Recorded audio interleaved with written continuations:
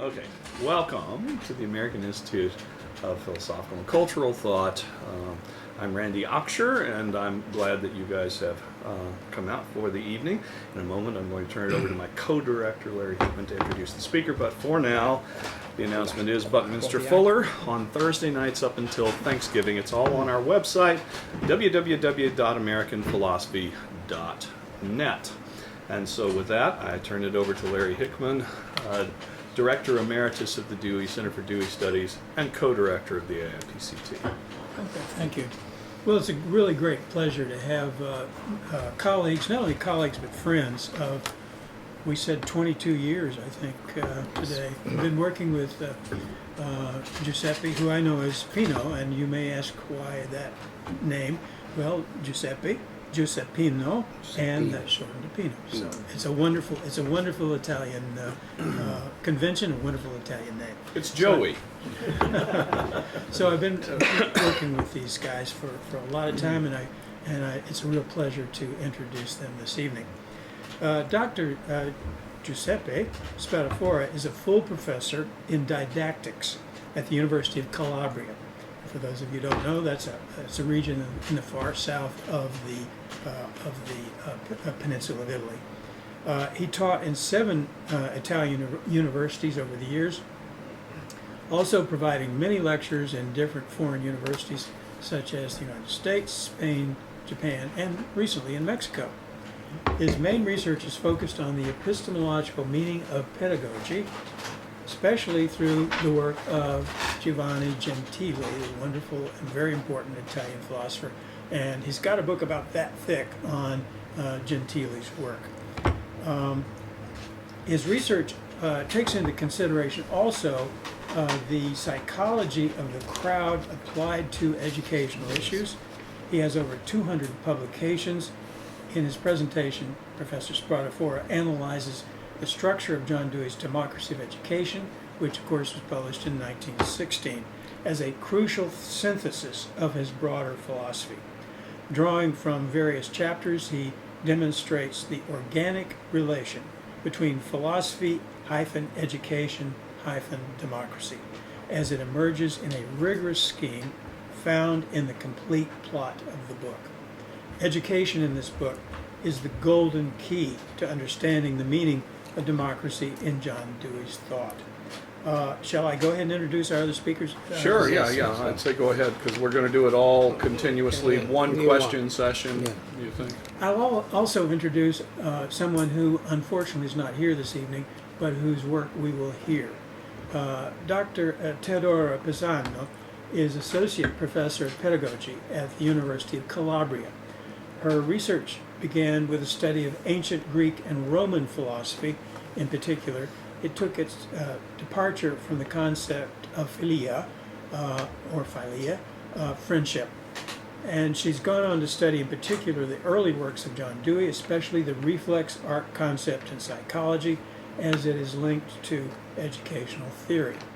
Recently, her research developed some aspects of Maria Montessori's pedagogical theory.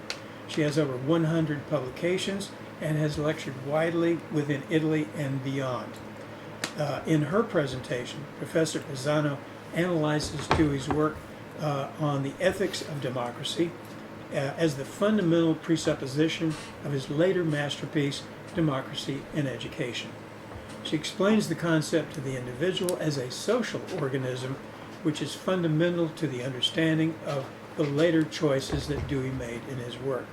She also proposes a hypothesis about the original sources of Dewey's early thought. I also want to mention Michael Spadafora, who was a teacher of English for many years in Italy. He's an artist educated at the Art Institute of Chicago during the 1950s. He's the creator of some 500 works, paintings, and sculptures. His artistic passion is influenced, above all, by Italian Futurism, in particular Umberto Boccioni.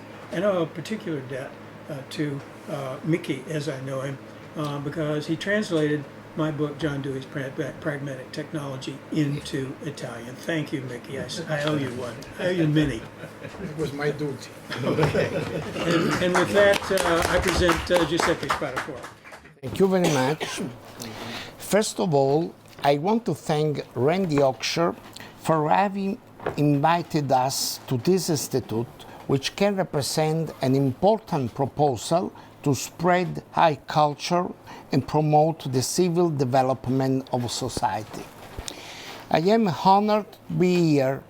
I visited the Center for Dewey Studies 2 times, in 1997 and 2001, in the same period of a Twin Towers tragedy.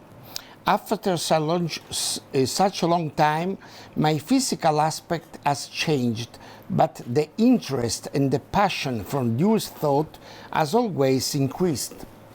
Dewey has represented for Italy a fundamental paradigm to build after the Italian fascism and the tragedy of the Second World War, our point of reference to construct a democratic society model and a democratic school. The most important Italian philosophers and pedagogists, as Ludovico J. Monà, Nicola Bagnano, Mario Dalprà, Giulio Preti, Aldo Visalberghi, Lamberto Borghi, tried to construct a new concept of philosophy and pedagogy in respect to the Italian philosophers, very important also in an international perspective. The new idealist Benedetto Croce and Giovanni Gentile, who was also a pedagogist and the author of the most important Italian school reform of 1923, and the Marxist Antonio Gramsci. Dewey indeed had an enormous impact in Italy for the construction of the new model of democratic school. The School and Society of 1899-1915 in the second edition, and the Sources of a Science of Education of 1929 represented a new paradigm to construct a democratic school and the new profession of a democratic teacher. Dewey's Italian interpretation was limited. For example, the diffusion of the reflex arc concept in psychology of 1896 has been diffused in the second decade of this century. We must be thankful to Larry Hickman, who helped me and other Italian colleagues to promote Dewey's theories, thanks to the fundamental work of the Center for Dewey Studies that hopefully can be reopened for the good of the universal culture. With these 2 coordinated lectures by Teodora Pezzano, who is unable to be present, but she prepared her lecture, which I will read on her behalf, and my lecture, we try to explore the presuppositions and the general scheme of democracy and education, recently republished in Italian, as a challenge of Dewey's thought to face the great problems of a contemporary global society. The presuppositions of democracy and education, the individual as a social organism, by Teodora Pezzano. Young Dewey's interpretation is an issue which has not been analyzed in depth. In fact, this question represents a basic reflection to better understand the genesis and the development of Dewey's complete works. As I tried to demonstrate in some of my previous works, young Dewey is a complex philosopher, little European, even though the essential motives of his first education derived from Western European tradition. It is clear that he was influenced by Kant and Leibniz, supported by the critique of every aspect of dualism, and particularly by critique to Spinoza's monism, thus considered a juggler. The new psychology concept is fundamental. It derives from Wundt's experimental psychology. In fact, Dewey's first monography of 1887 psychology, developed in 3 editions, was an analysis of philosophical, psychological issues. In other words, in young Dewey there are many different and not very clear influences. His philosophy was determined by psychological standpoint of George Sylvester Morris, from the psychologist Stanley Hall, and above all by William James and Charles Sanders Peirce, but also by the pietistic Congregationalist influence of his mother Lucina Artemisia. This different philosophical experience is very difficult to clarify in its complexity. However, the work The Ethics of Democracy of 1888, which is, in my opinion, the most important source regarding the issues of democracy linked to education, represents a good synthesis to read deeply the young philosopher's experience. In this paper, I will try to focalize the relation democracy education in young Dewey's thought, to demonstrate also that the passage from young Dewey to the mature Dewey was less discontinuous in respect to the traditional interpretation, inspired also from his brief autobiography, From Absolutism to Experimentalism, of 1930. The difficult quest for absolute.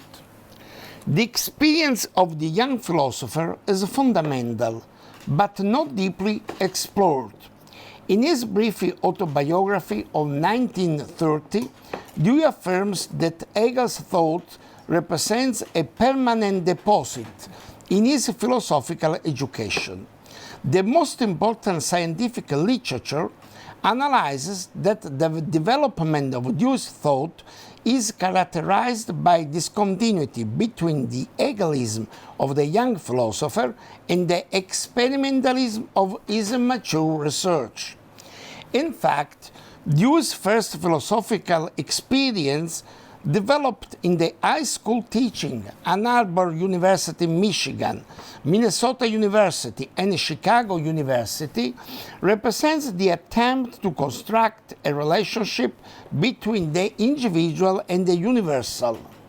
His experience was influenced by the religious faith due to the fact that his mother, Lucina Artemisia, was a fervent Congregationalist pietist. In the introduction to the first volume of the early works, titled From Intuitionalism to Absolutism of 1968, Louis Hahn explains that the philosopher, in his first writings, develops a path from intuitionalism to absolutism. He affirms that young Dewey's idea is based on the concept of social organism, influenced by Thomas Hill Green and Wilhelm Leibniz. This theory could explain the origin of the work of 1888, The Ethics of Democracy. To better understand the origin of the idea of democracy, I want to focalize three aspects of young Dewey's philosophical experience. A. The critiques to dualism. B.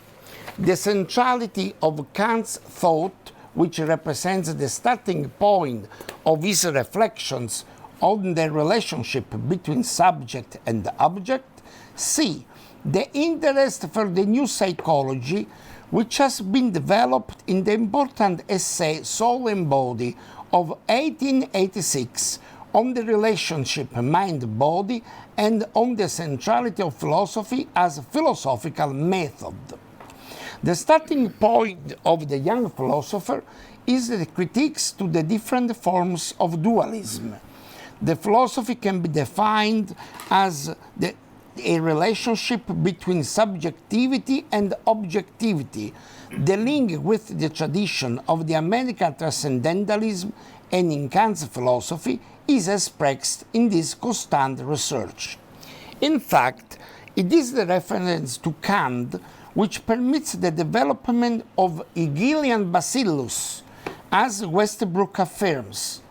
Already in the essay of 1883, Knowledge and the Relativity of Feeling, the philosopher clarifies the importance of knowledge based on the relationship between the individual and the absolute, just because the knowledge through the relativity of feeling states the centrality of conscience, which determines the objectivity.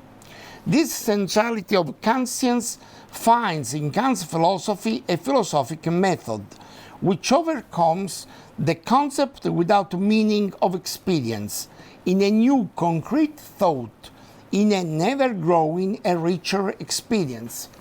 The Hegelian presence is probably inspired from this fundamental approach to philosophy, determined from these two issues, the new psychology and the continuity mind-body. These two represent the structure of Jan Dewey's thought. In fact, the new psychology, which was defined by Shuttleworth Holloway Hudson as illusory psychology, represents the first fundamental change of his thought. The passage from introspection to experimental method constitutes an acquired process, and especially in the text Soul and Body of 1886, meaningful because it constitutes the presupposition of the fundamental text, the reflex arc concept in psychology, which is considered the manifesto of classical pragmatism. In fact, in Soul and Body, this problem is defined in all its complexity. The relationship mind-body cannot be considered separately. The concept of mind is immanent in body in a teleological way, because there is a continuity between them. This determines an adjustment of the individual to reality, because it is the soul which gives sense to the body. In fact, as the philosopher clarifies at the end of this essay, with an inspiration from Aristotle and St. Paul, the psychological physiology did not reveal any truth, since it expresses aspects of the last tradition.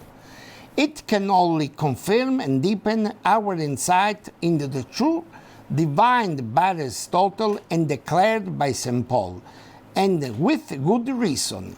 Das Wahre, German phrase, war schon längst gefunden. The truth is not considered as beauty for a long period of time. This last phrase of soul and body demonstrates the manifold experience of the philosopher, who analyzes issues of faith with other experimental problems. In this perspective, psychology becomes a philosophical method, because it is in a psychological context which determines the exact concrete relations of subject and object, individual and universal, within consciousness. Hence, in the test Psychology as Philosophic Method of 1886, there is a distance between the psychological conception philosophy and the Hegelian logic, which does not understand the concrete individual, while psychology analyzes the tension of the universal towards the concrete individual. In this sense, the conception of psychology in Dewey expresses a relationship between the individual and the universal, being at the same time far from an empirical conception. It is also clear that the Deweyan psychology is open to scientific experimentations of that period. Then, the concept of relationship is fundamental. Due to this, Dewey is very interested to the philosophy of Leibniz, and particularly to his idea of the monad, which attracted him to better clarify the relationship between the individual and the universal. But at the same time, it is not appropriate to understand the problem. In fact, for Dewey, the philosophy of Leibniz presents a central contradiction between, that is to say, the scholastic formal logic on the one hand, and the idea of interrelation derived from the development of scientific thought on the other. The monad is connected to the idea of living organism, which was in Dewey's thought the central theme. This idea must be considered fundamental to understand the relationship between liberty and necessity, which will be developed in the concept of democracy. the ethics of democracy. The origin of the Deweyan approach to democracy must be considered in relation to these cultural presuppositions. At the end of the 80s of the 19th century, the young philosopher was professor at Ann Arbor University, Michigan, with the exception of 1888 when he was professor at Minnesota University. Just in this period, he was very interested to the concept of democracy, which became the central theme of his thought. The occasion was determined by Everyman's book, Popular Government, published in 1885, second edition 1886, that represents a meaningful work about the theme of democracy in the Victorian age. In reality, the critiques of Dewey represents only limited aspects of a man's book. The philosopher deals with this problem in an occasional way, but in reality, the theme of democracy is fully involved in his essential research, the tension of the individual towards the absolute, which Dewey had developed in connection to the concept of the new psychology. The concept democracy, considered as a social participation of the individual consciousness to the public life, is the experimentation of this relationship.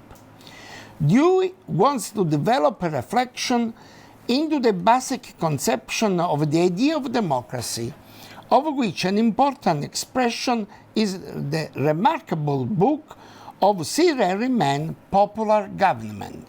This analysis deals with some questions of this book concerning the theme of democracy, and in particular, Mann's theory, which affirms that democracy must be considered an event without a particular historical significance, nor a specific realization of the political idea.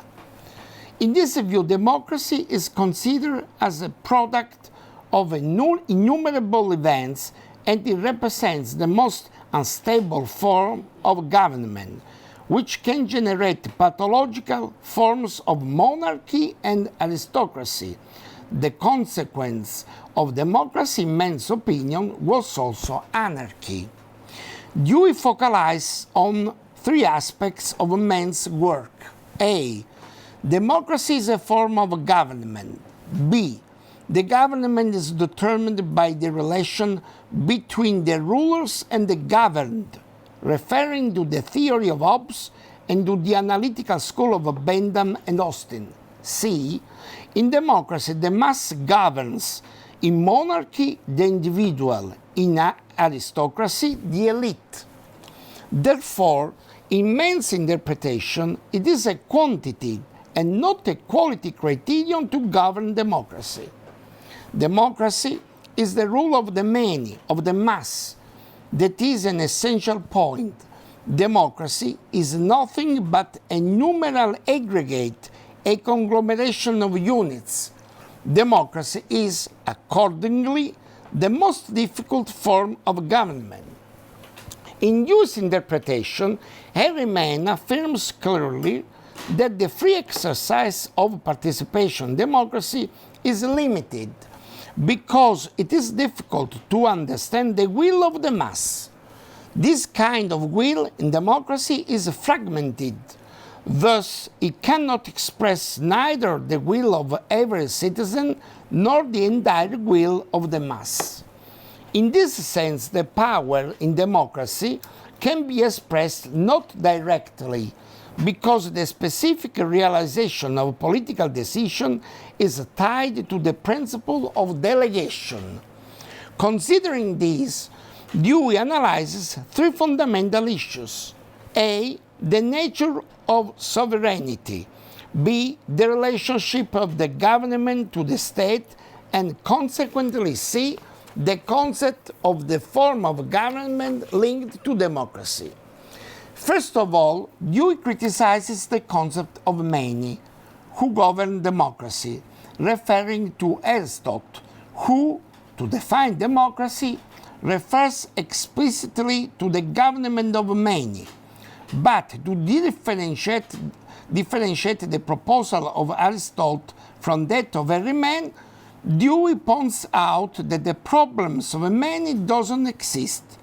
The problem is not the government of many, but the essential characteristic of every state is in its form of constitution and organic law, which is sovereign in respect to the needs of every citizen.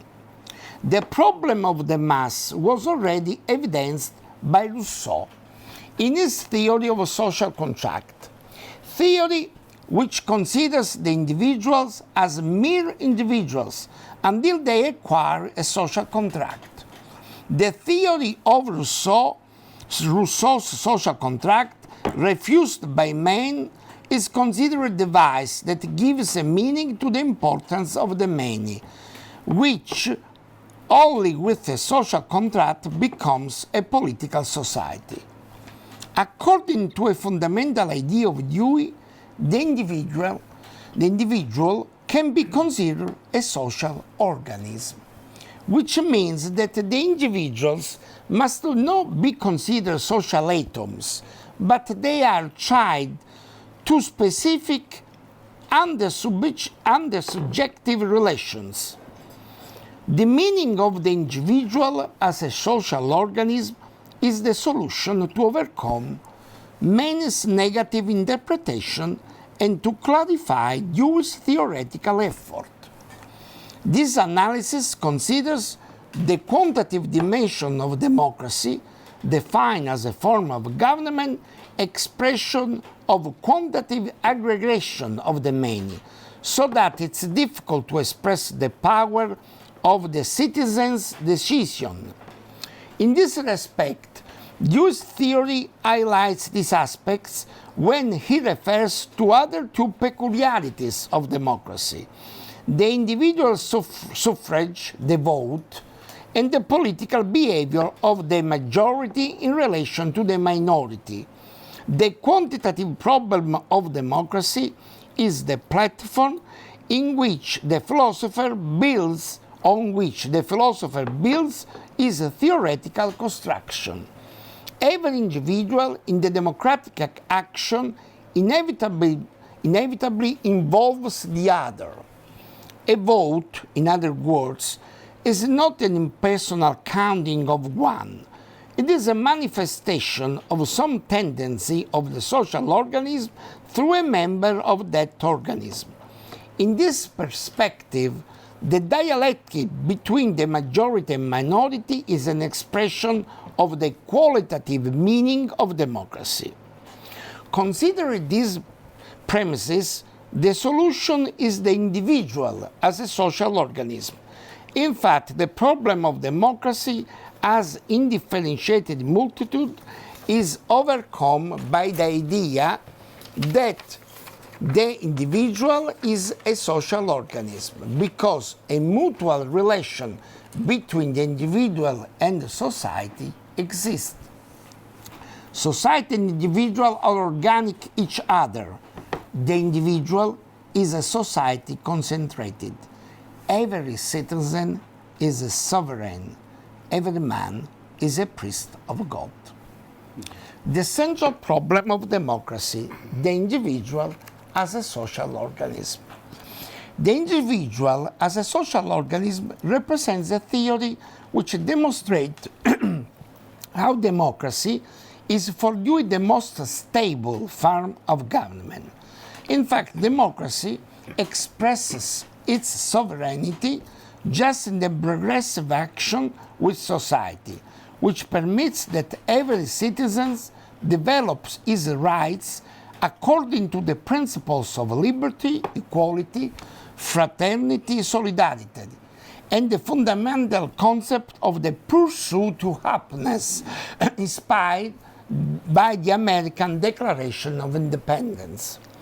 Democracy, through delegation, had separated society into classes, the rulers and the governed.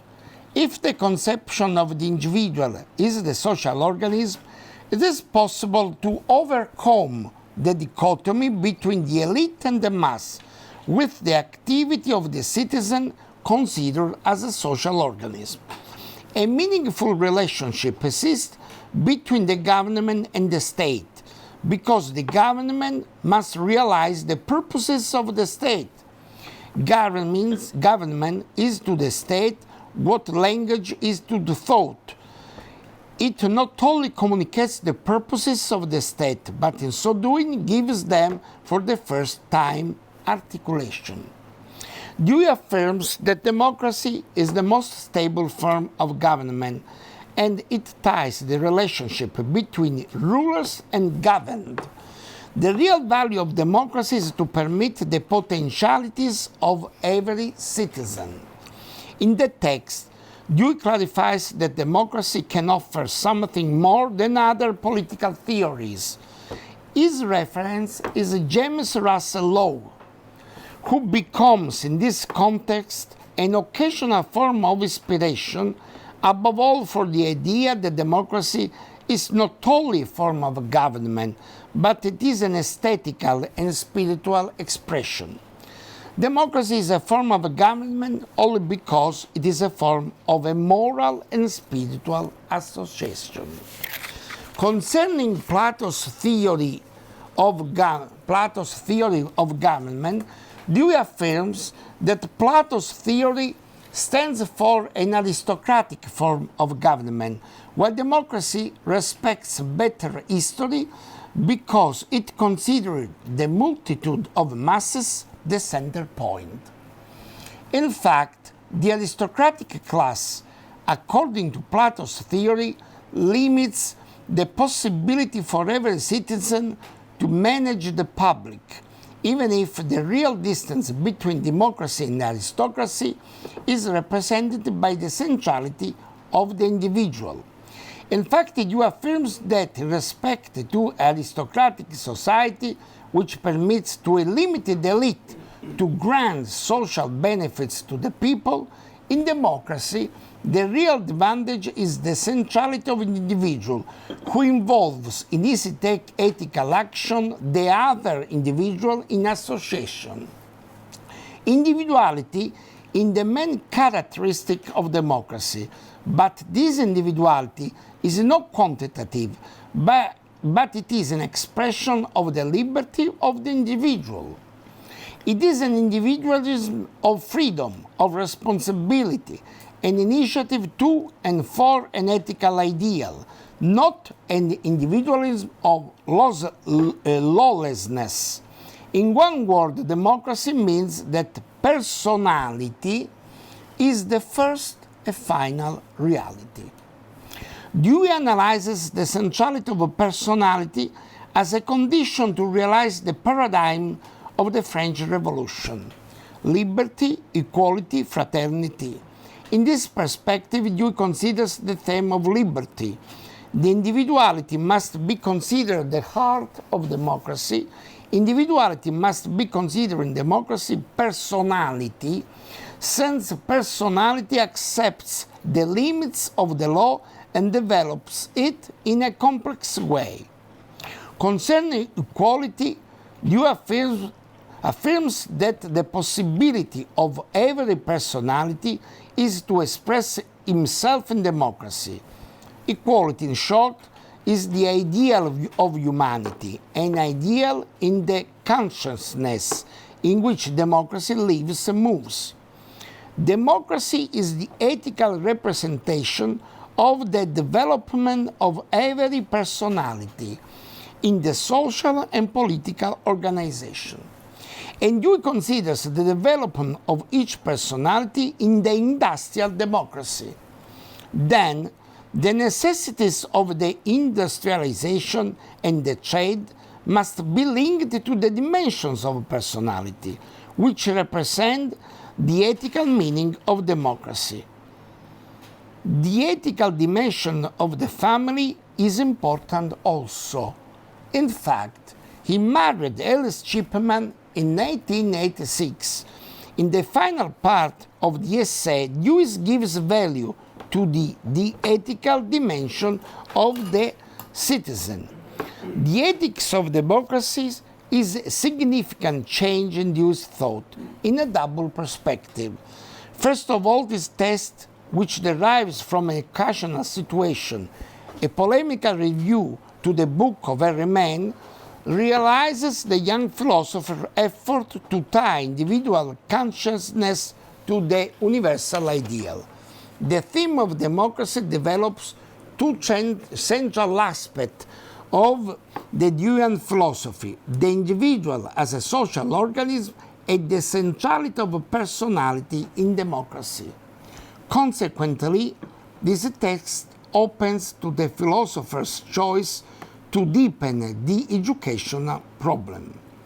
From 1888 to 1916, there is a span of time in which, during the Chicago period, 1894-1904, publishes two books linked to each other: The Reflex Art Concept in Psychology of 1896 and The School and Society of 1899, in which his pragmatist research opens to educational issues, as it has been demonstrated in his experimentation of the laboratory school, 1896-1903.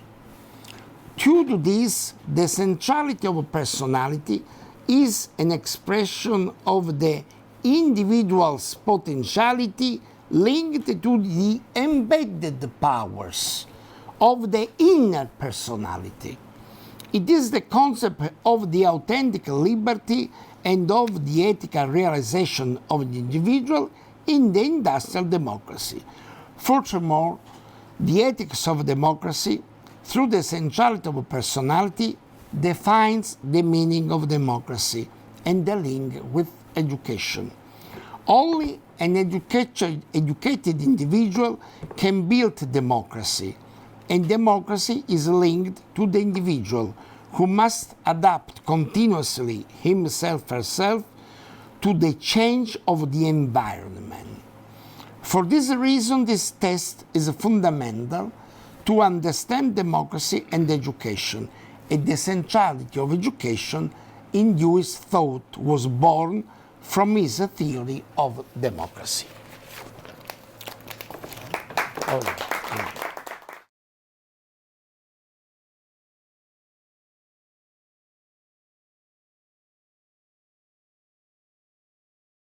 Thank you very much.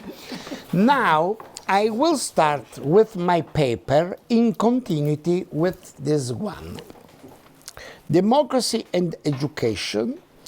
Education as the focal meaning of John Dewey's thought. Democracy and Education is a fundamental book to understand John Dewey's thought, and it is still studied in international perspective as a reference for education research field. This work seems like an handbook because it is structured in 26 chapters with a summary at the end. Actually, this book reveals a complete expression of Dewey's philosophy from his young period to the later works. After this publication, the philosopher became, after the First World War, a central figure of the political and the cultural American scenery. As it has been demonstrated, the cultural premise to democracy and education is particularly clarified in two fundamental essays, Soul and Body of 1886 and The Ethics of Democracy of 1888. In fact, in these two essays, Dewey developed an important nexus between the spiritual and the material. This continuity was reaffirmed during the Chicago period, with fundamental changes. While he theorized the heart of his philosophical theory in the reflex arc concept in psychology, at the same time, he experimented in the school laboratory the meaning of democratic school, reported in the first edition of the book.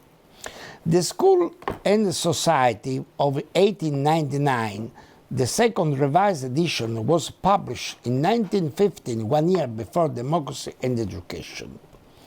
These 3 essays and a small book, including many other essays of his secondary literature, represented the fundamental relation in Dewey's thought between philosophy, education, and democracy.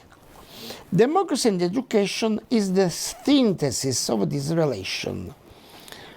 Probably also in the important Sidney Hook's introduction, this concept has not been evidenced, clearly evidenced. Democracy as a way of life. In the preface, Dewey states that this book connects the growth of democracy with the development of the experimental method in the sciences. This book, then, is a progressive construction to demonstrate the fundamental connection between philosophy as a scientific method, education, and democracy. In the first 8 chapters of the book, Dewey analyzes the meaning of the concept of education. Education is a necessity of life, a social function, a direction, a growth, and a reconstruction.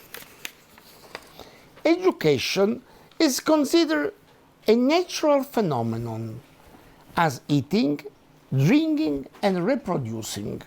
But education develops the individual in a social context, in a particular environment, expressing his social function.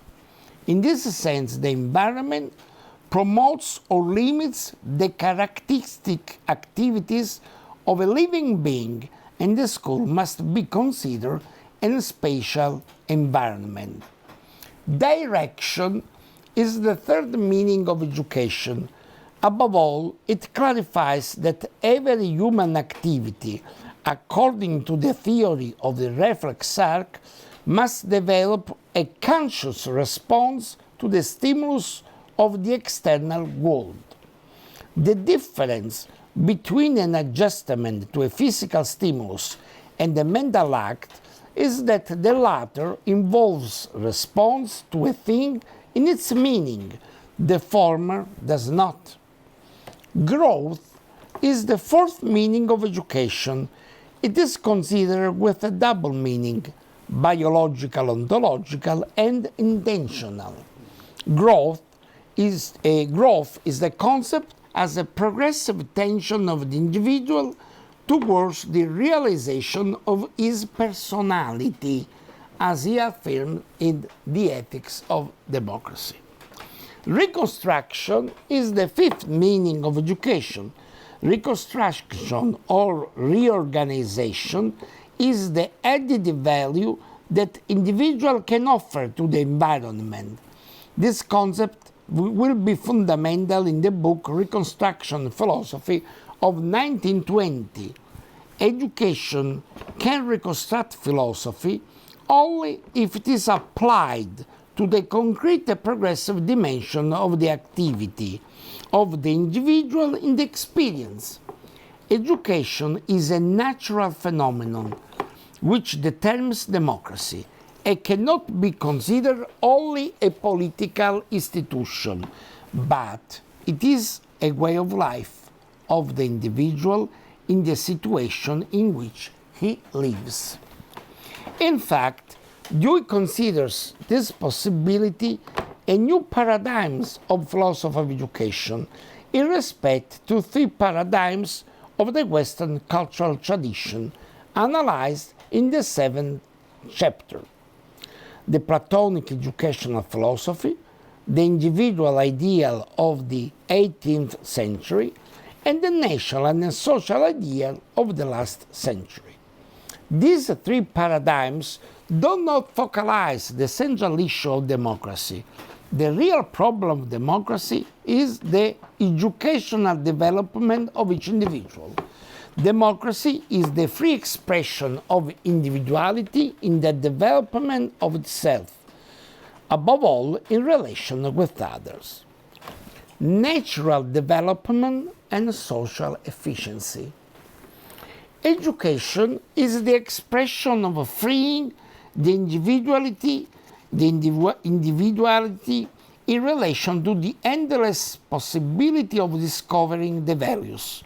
The liberty of the individual is an expression of his or her will to develop the inner personality, to express the individual and the relation with the others according to the principle of the pursuit to happiness defined the American constitutional tradition.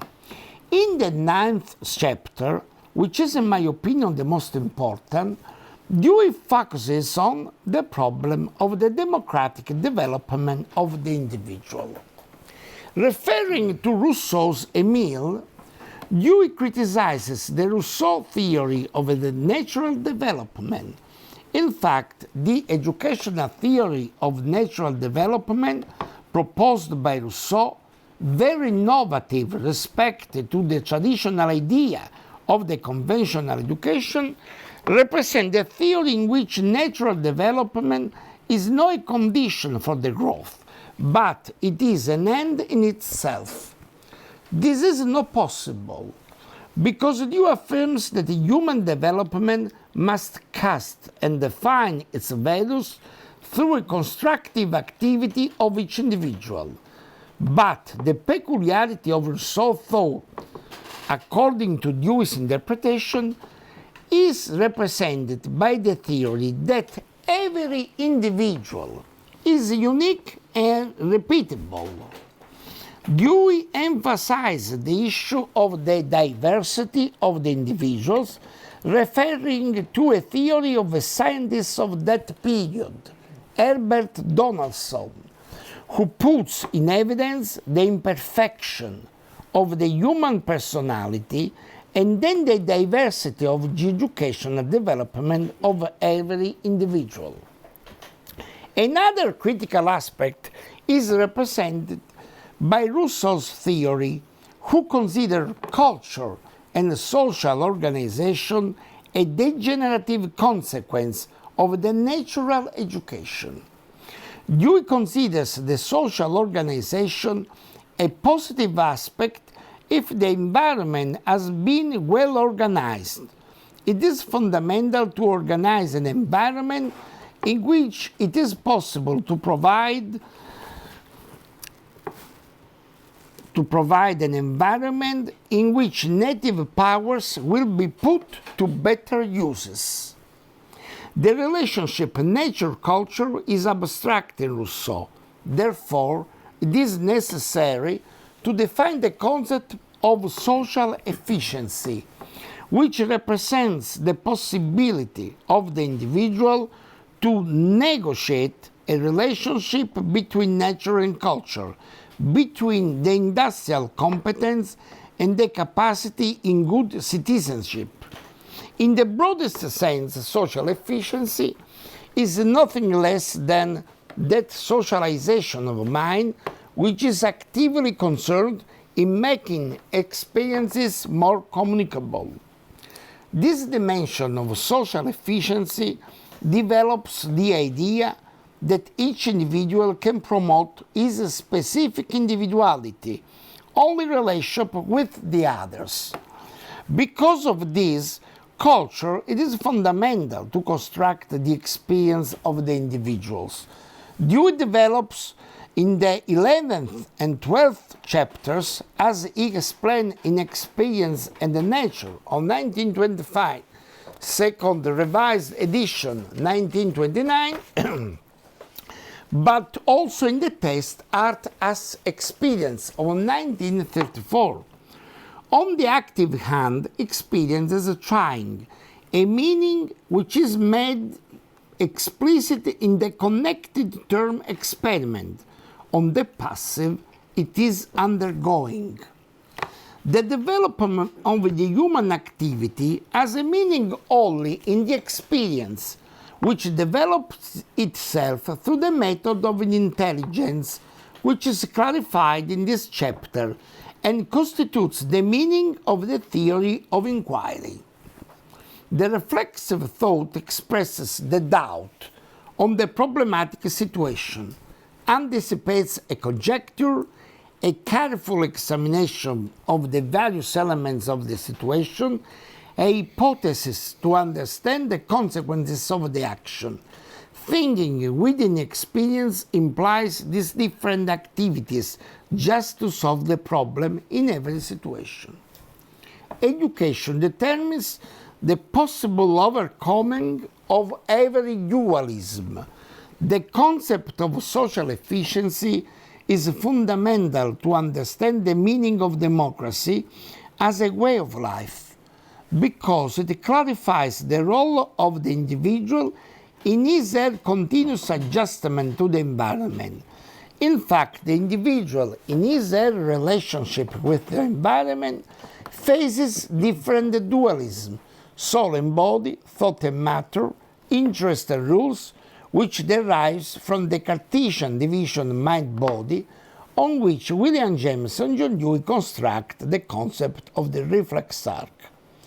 In this perspective, the social efficiency represents the most meaningful antecedent of the concept of experience between gratification and frustration of the individual, between the desire to realize the project of life and the limits of his activities. Therefore, the social efficiency represents the model of experience considered from a political perspective. Education for integration of every kind of dualism, the hypothesis of a new democratic school.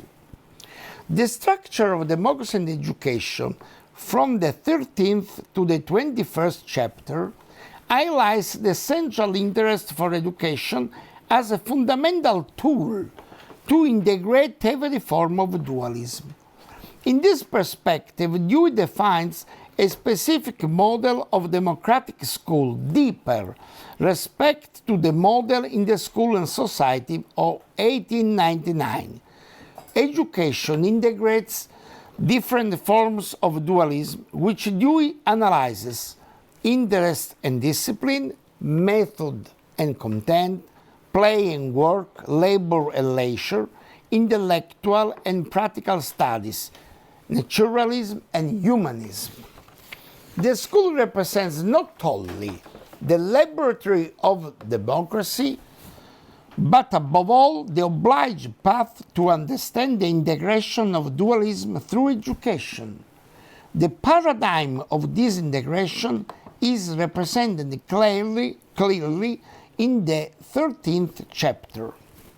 The idea that mind and the world of things and person are two separate and independent realms, a theory which philosophically is known as dualism, carries with it the conclusion that method and subject matter of instruction are separate affairs.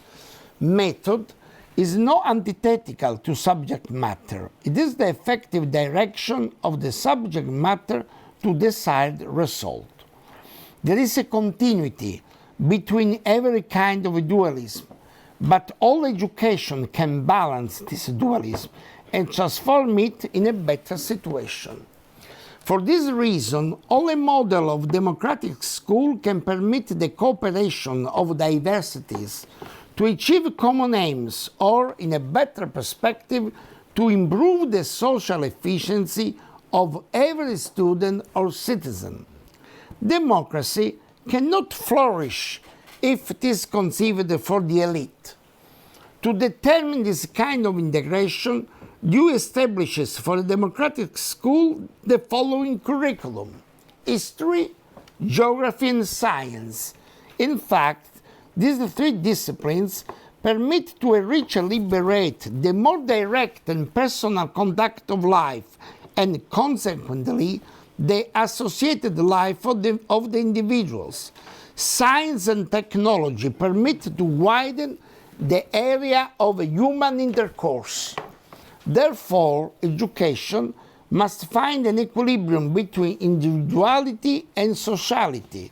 The educational development generates a school model based on the possibility of every individual to construct his life within the experience guided by science and technology.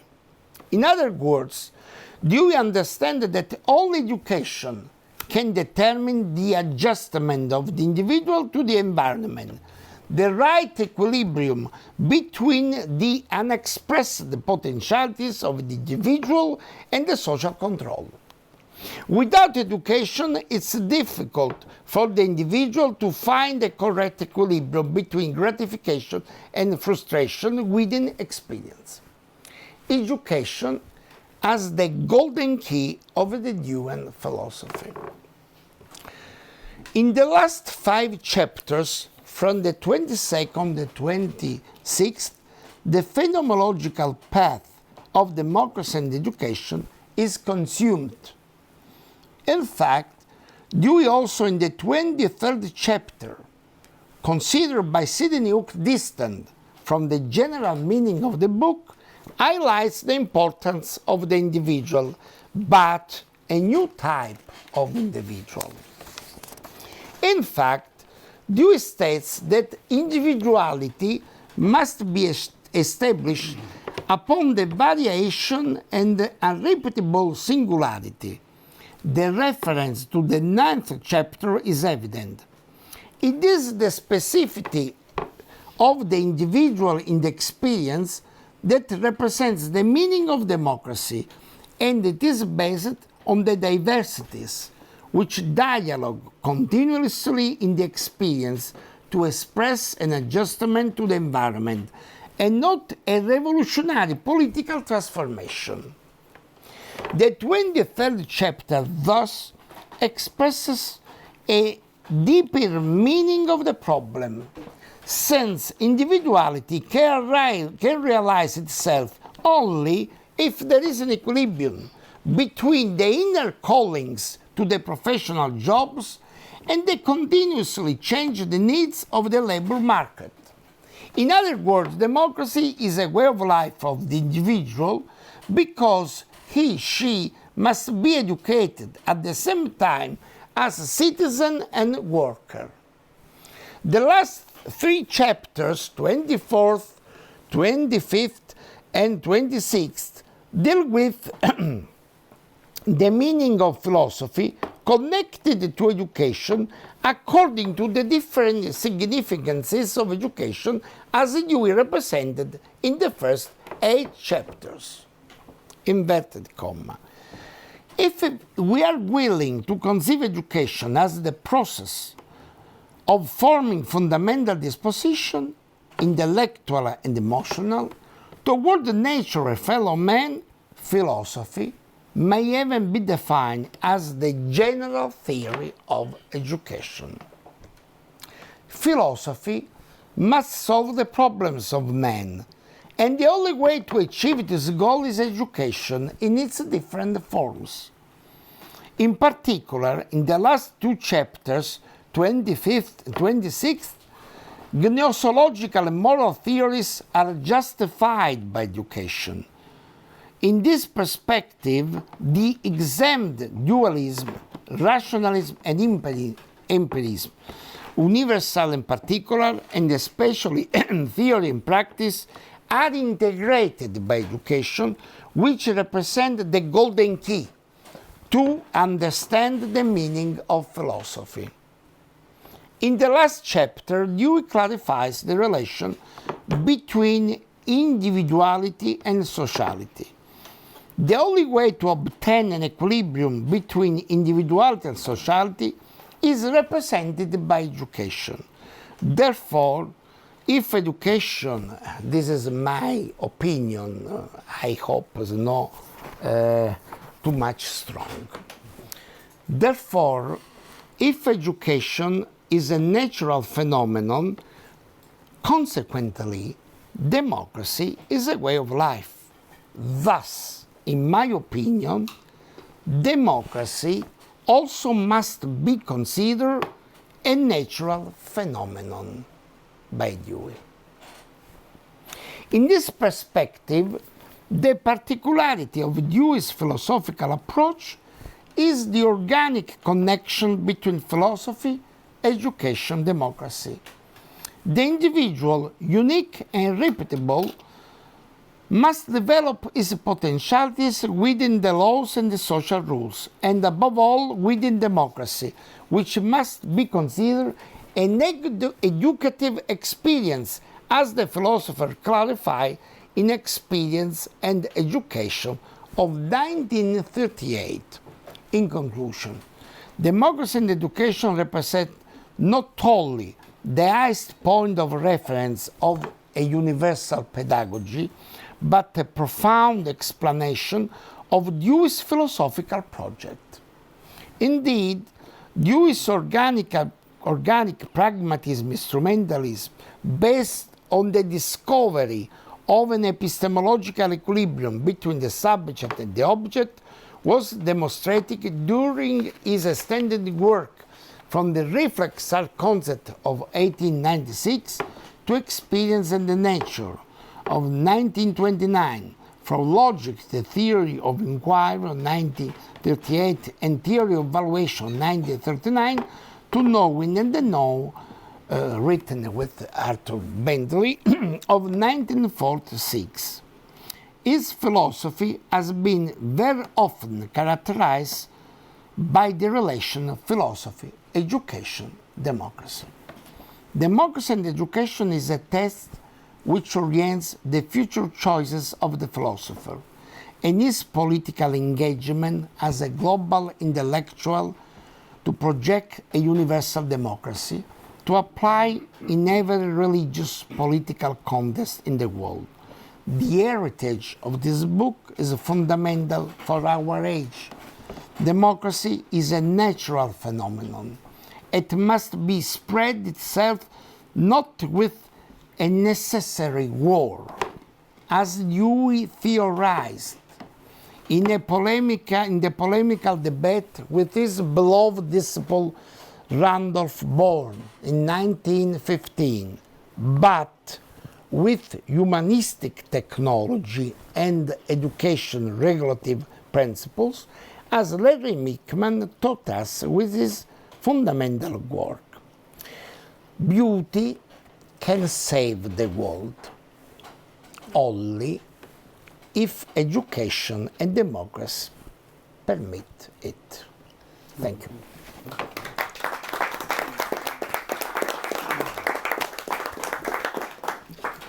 Obviously, we're going to have questions.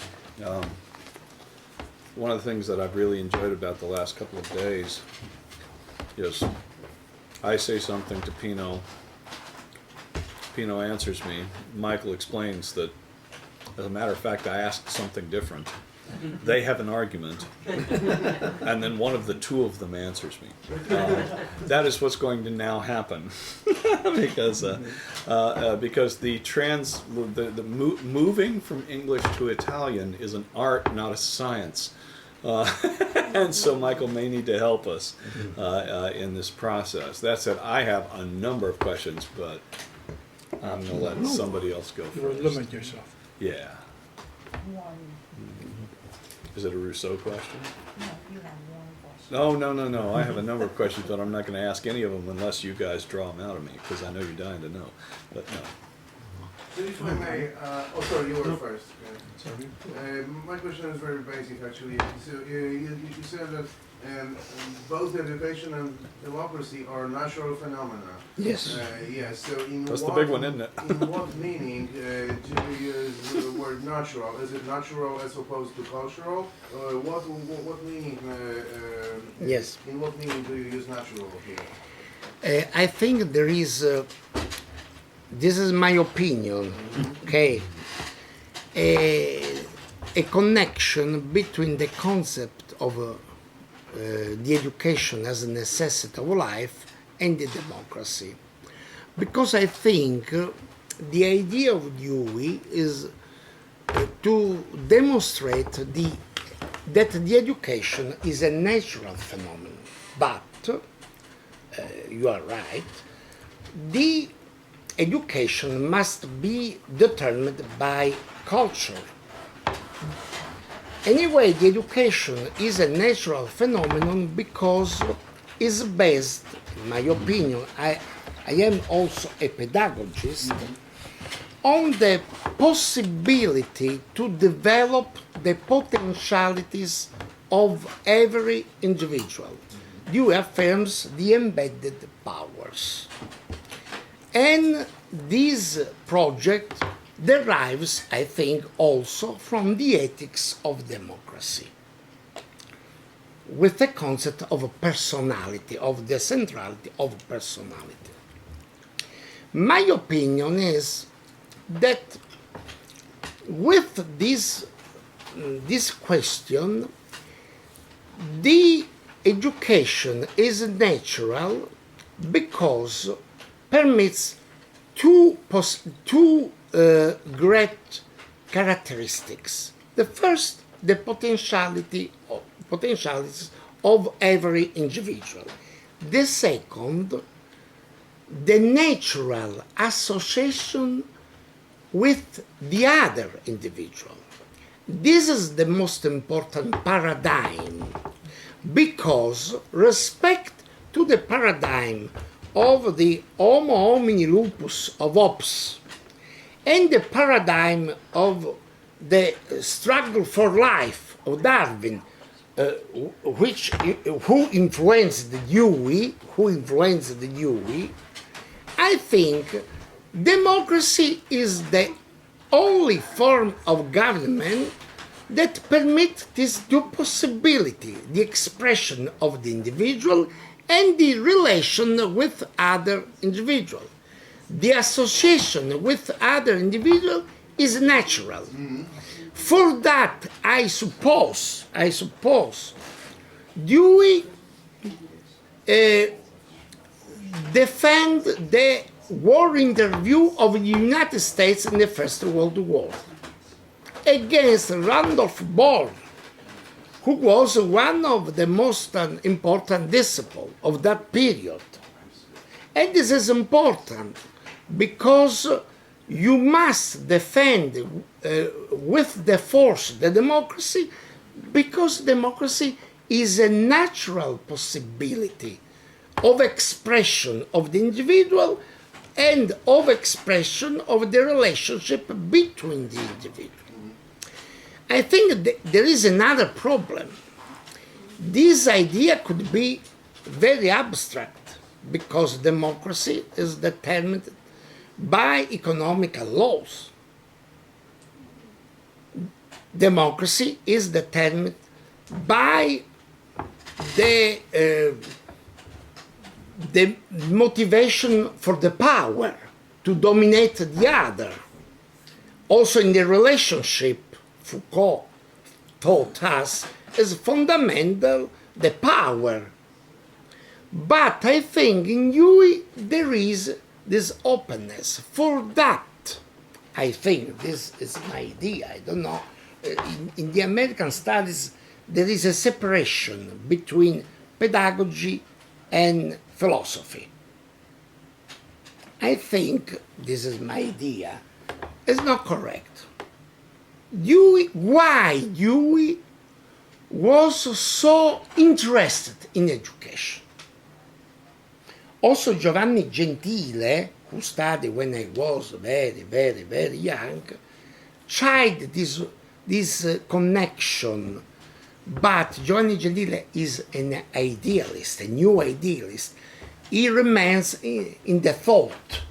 The thought remains in the thought. It's not possible to go out from the thought to solve a concrete situation. In Dewey, not.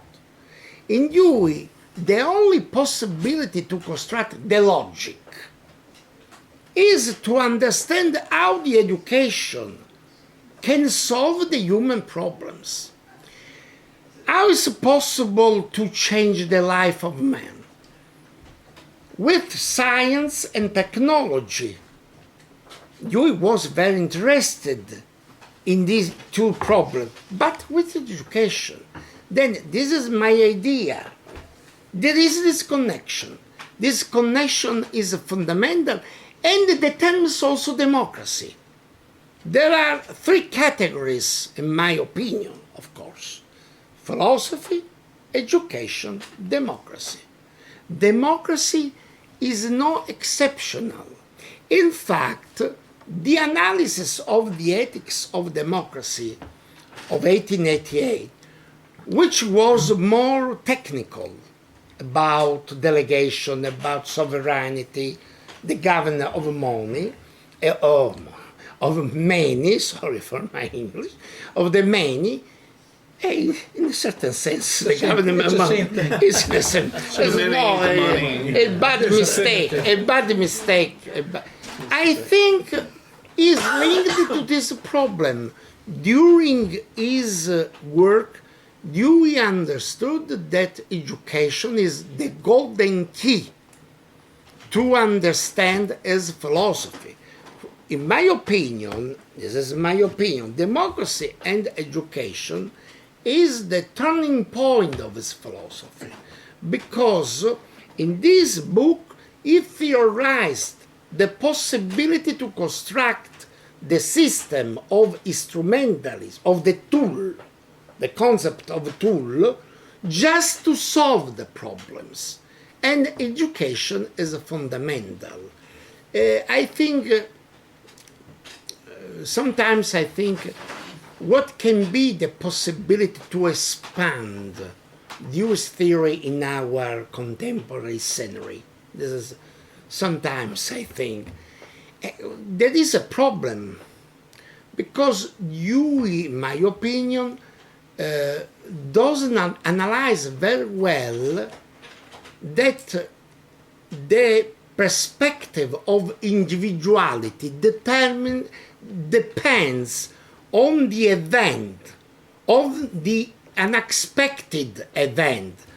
Rousseau affirmed the hazard, but I think in a wrong way. The event determines the possibility to discover the potentialities of the individual. Probably this is the limits, of course. Dewey must be considered in the authentical thought in his period, but also with his potentialities for the contemporary world.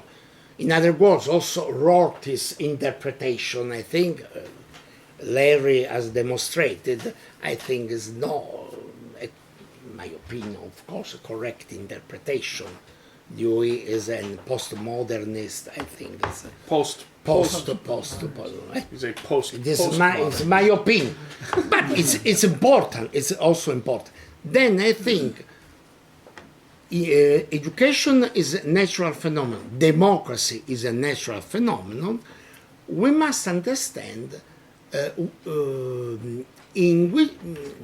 where is the possibility of linking the individual to social. This has been always the child of Dewey: new individualism, liberalism, social action, freedom, and culture, and also the concept of the public, the local community. And I think this has been the importance and also the limit of the philosophy, on which we must build, we must try. I am too much little, but we must try together to construct. Okay. I think I, like a number of people in here, found it puzzling that the thesis that democracy is a natural phenomenon was put forward so tenuously. I mean, I think how many in this room find that controversial? No. Yeah, I mean, that's why I wonder. It looks to me like democracy is natural for us. Yeah, this is why I wonder why it was put forward so. But remember that Lenin criticized the idea of natural democracy. I mean, there was, and this is written in 1916, and so it was anything but obvious to them in 1916 that democracy was natural. And it's and you know, when we're trying to smash the capitalists, the democratic tendencies, whatever they are, will have been produced by capitalism and its machinations, right?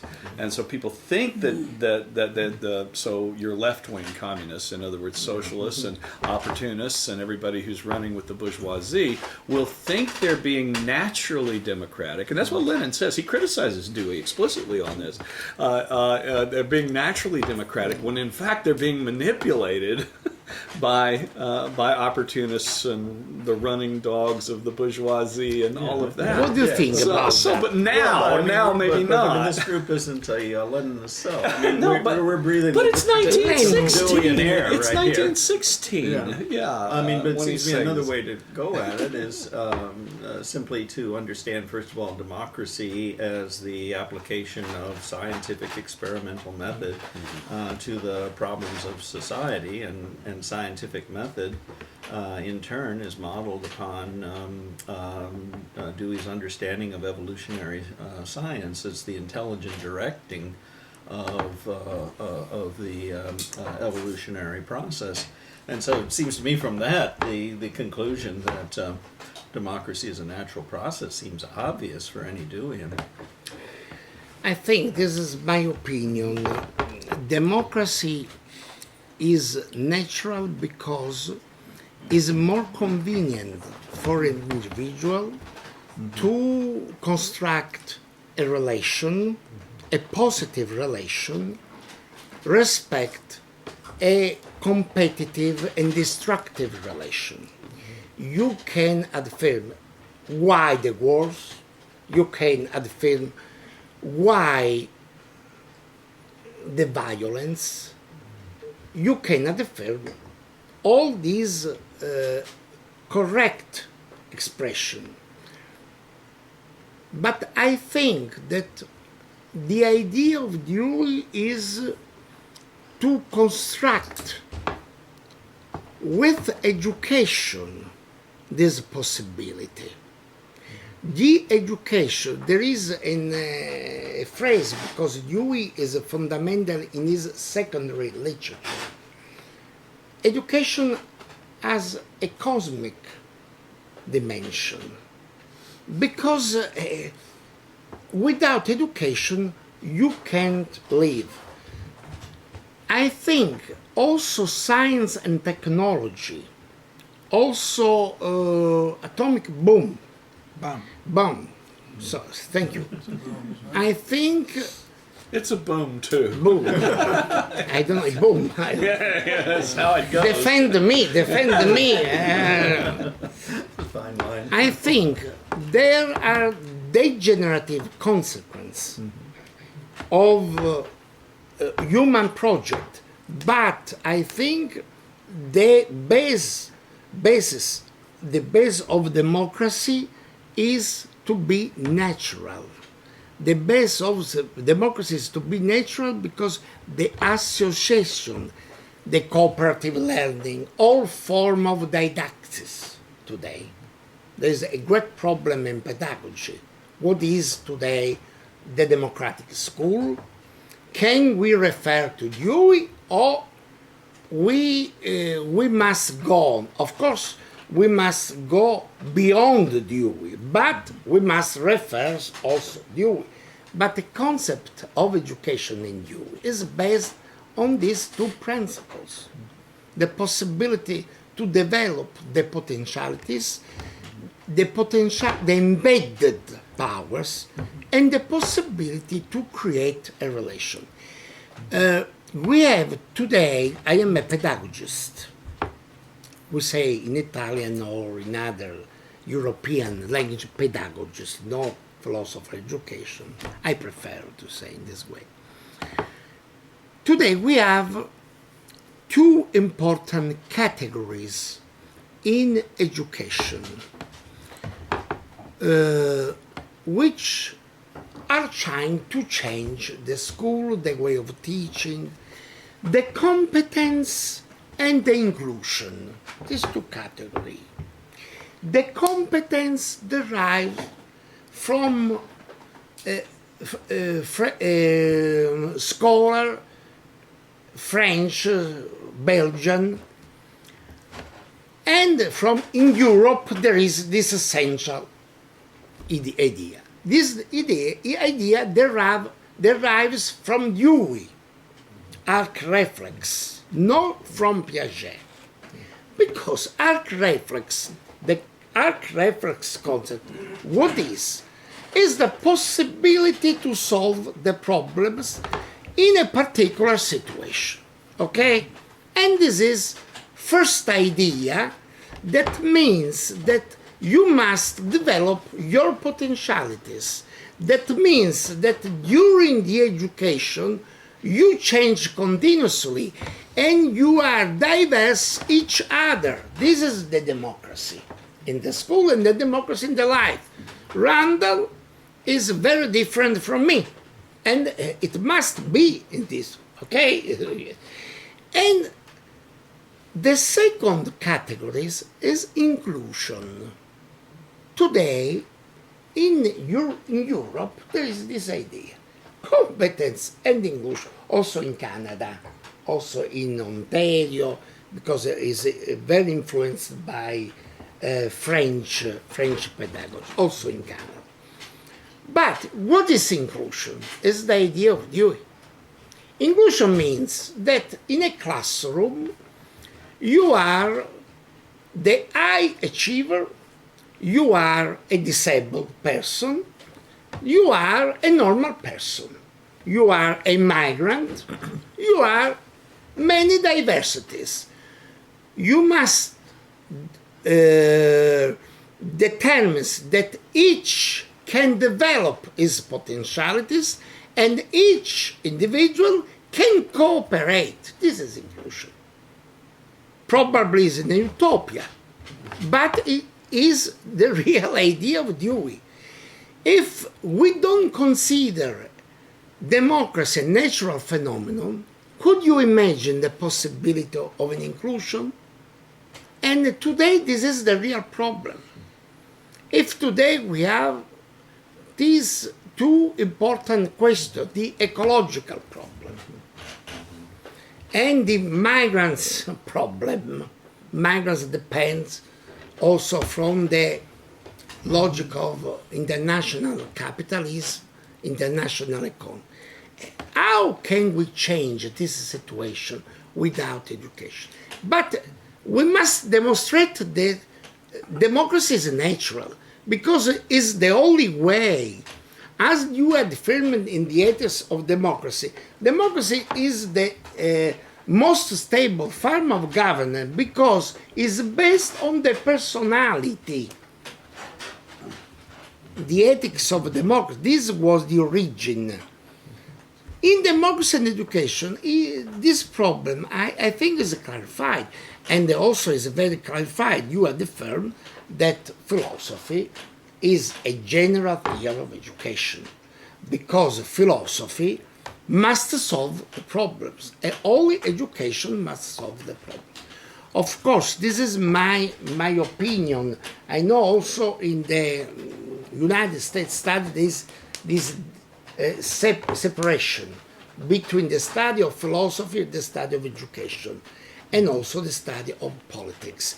I think in you tried to link these three categories. It has been always my idea. And this is, okay, another question? Well, I've been limiting myself, but now I won't. So, one of the things, I agree with everything you said, Pino. Everything. Thanks. 100%. One of the things in your approach that is neglected in English language studies of Dewey is this emphasis on the relationship between personality, education, and democracy. That the ethics of democracy is an ethics of personality, and I'm sure Ken already knows where I'm going with this, that the ethics of education is an ethics of personality. It has to do that if you're going to, as your formula puts it, the possibility of bringing out the individual Personality or personhood? potencies. Well, there you go. That's you already knew what I was going to ask. There's a difference. Philosophical personalists have usually not liked Dewey. I think that two of us would be exceptions to that. Because when Dewey threw off Christianity, he threw off his personalism. Everybody knows he was a personalist in his early days, but he didn't see how he could maintain what you might call the language of personalism, and so there's a shift into the psychological category of personality, and away from the ontological category of personhood. Right, and so the Very different, yes. so the philosophical personalists are going to insist on the primacy of the ontological category of personhood, that reality is of, by, and for persons. There is, as far as we know, nothing in the universe that is not tinged with personality, because everything we know of is mediated by our own personhood. So that's what the philosophical personalists will insist upon. My question for you is whether you're willing to push the psychological and functional category, to use James's terms, of personality to that degree, especially with regard to the ethics of democracy. Because anything, so this is what a personalist will say, anything that depersonalizes, de-democratizes. Anything that takes away from the person, and personhood, not personality, anything that undermines the dignity of the person, and that's an ontological, not a psychological category, that is anti-democratic. Yes, it's an important question, of course. I know that if you consider the personality as ontological or metaphysical question, Maritain, Jacques Maritain. Not him. Anyone but him. No. Choose anyone but him. No, sorry.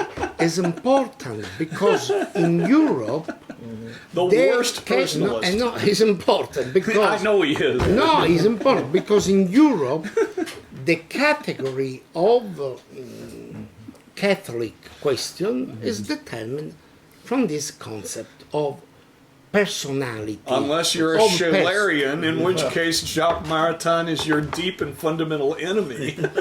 Yes, I know, but it's Thomistic important. personalism. The enemy can be also important. Without enemy, you can't make a good project.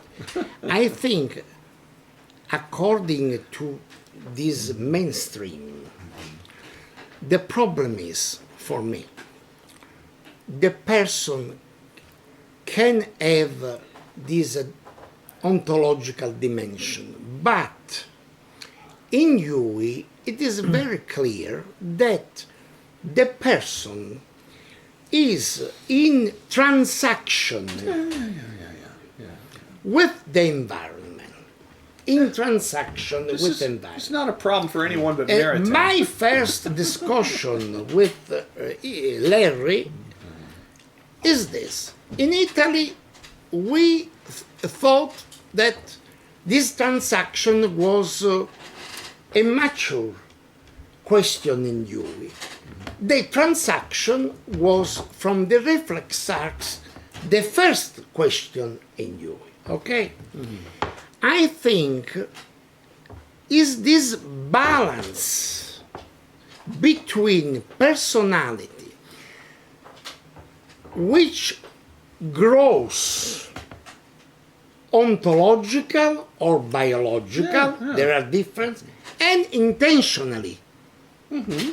Go on and bring that in too. Yeah. Yes, but there is this connection, this transaction between them.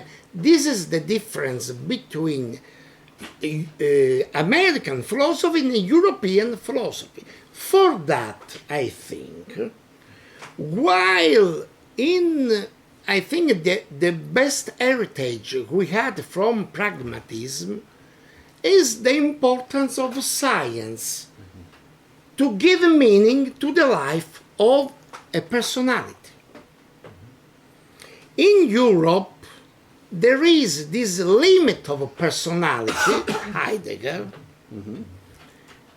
which can be limited because personality can be limited by the science. Then I think in Dewey is very clear that the personality is connected in a transactional way with environment. It's very clear. The problem is, in my opinion, the problem is if the aesthetical approach of the personality, because the personality to discover itself must need of the aesthetic approach, must need of creativity. James Russell Lowell, reported by Dewey in the Ethics of Democracy. I think the problem is, yes, there is this transaction. Dewey tried to understand this term until the end, with the help of Arthur Bentley, as you know better than me, who wrote Knowing and the Known. Dewey wrote only one chapter, because Dewey was very old. Then Dewey didn't solve the problem. Dewey didn't solve the problem. There is also the idea there are the last book of Dewey. I don't know. Modern and unmodern. Probably in the center, in the Morris Library, we can find this last book not published. But the real problem, Dewey didn't solve. Why? Because, in my opinion, in this transaction between personality and environment, Dewey didn't develop the concept of aesthetic approach. Also, art as experience. There was a debate, but no, it's not true, with Benedetto Croce, because Benedetto Croce is very famous also in the United States. It's not true. Dewey ignored, denied this debate, didn't consider Benedetto Croce, while Benedetto Croce considered Dewey. The problem is, in which way the creativity in this transaction, which is not a functional problem, but it is an aesthetical problem, can express, in my opinion, can express only one way. The democracy is the development of inner personality, a discover of inner personality. And in this way, I think the possibility of personality is only to go beyond the environment. And I think the education is essential in this thing. This is, of course, my opinion. I have this opinion of natural phenomenon democracy, and I believe this opinion. And this is the limit of Dewey's thought. How is it possible to overcome the transaction? Probably only with this aesthetical approach, which is the idea of the ethics of democracy, I think. I don't know. I think you have Dewey right, but I think you have the problem. The problem unsolved. The problem unsolved.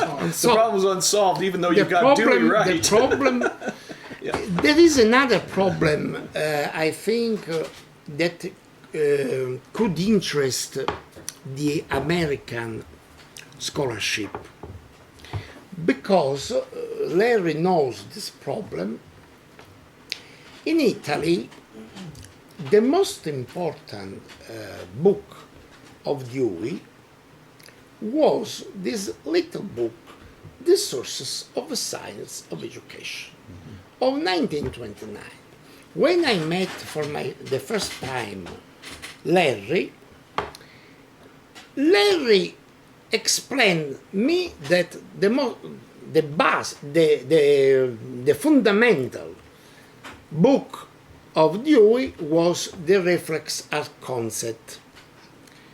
And I answered to him that in Italy, the fundamental book to change the school, in Italian school, was The Sources of the Science of Education.